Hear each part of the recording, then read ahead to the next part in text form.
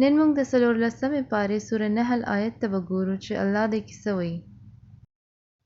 فإذا قرأت القرآن فاستعذ بالله من الشيطان الرجيم إنه ليس له سلطان على الذين آمنوا وعلى ربهم يتوكلون.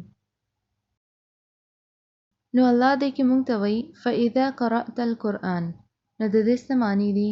یعنی تاسو کله هم قرآن لولئ. تاسو لږ دلته غور وکړئ چې الله وایي فإذا قرأت القرآن، یعنی تاسو کله هم قرآن لولئ. نو فإن ندی ویلي چې قرآن لولئ او کنه. نو یعنی الله تاسو نه هیله لري چې تاسو به قرآن لولئ. نو ځکه الله فإذا قرأت القرآن ویلي دي. او بیا فاستعذ بالله، یعنی د شیطان نه د الله پناه کې راشه.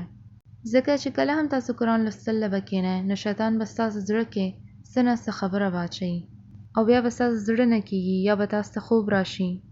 او دا هر ځل به تاسو سره کېږي چې کله هم تاسو څه ښه کار کوئ، مونځ کوئ، قرآن لولئ، نو څه هم ښه کار کول نه مخکې تاسو اعوذ بالله من الشیطان الرجیم لازمي وایئ. او د دې الله موږ ته حکم درکړی دی. او شیطان غواړي چې هغه تاسو له الله لارې نه لرې کړي. هغه به تاسو له هیڅ ښه کار کول نه پرېږدي. نو هغه به تاسو باندې خپل ټول زور لګولو کوشش کوي. انه لیس له سلطان علی الذین آمنوا. خو الله وایي چې هغه نیک خلکو باندې به هیڅ طاقت نه لري. الله تاسو ته د شیطان چلونو نه یارول نه کوي، خو هغه تاسو ته وایي چې خپل ځان بساتئ. او کله چې تاسو اعوذ بالله من الشیطان الرجیم وایئ، نو تاسو د الله حفاظت او پناه کې راشئ. او بیا الله موږ ته د دې خبرې یقین درکوي چې هغه موږ دپاره ډېر دی، زموږ حفاظت کولو دپاره ډېر دی. او کوم د استعاذه ده، د تاسو له د قرآن معنی پوهېدلو کې هم مسله جوړوي. او کله چې تاسو اعوذ بالله وایئ، نو زړه سره وایئ. داسې ځای نه وي چې تاسو د دې معنی نه پوهېږئ او بس ژبې نه وایئ.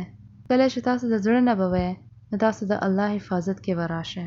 یعنی تاسو زړه سره الله ته وایئ چې زه ستا کتاب لوستل غواړم، نو زما حفاظت وکړئ. څه هم ښه کار کول نه مخکې زړه سره د الله پناه غواړئ.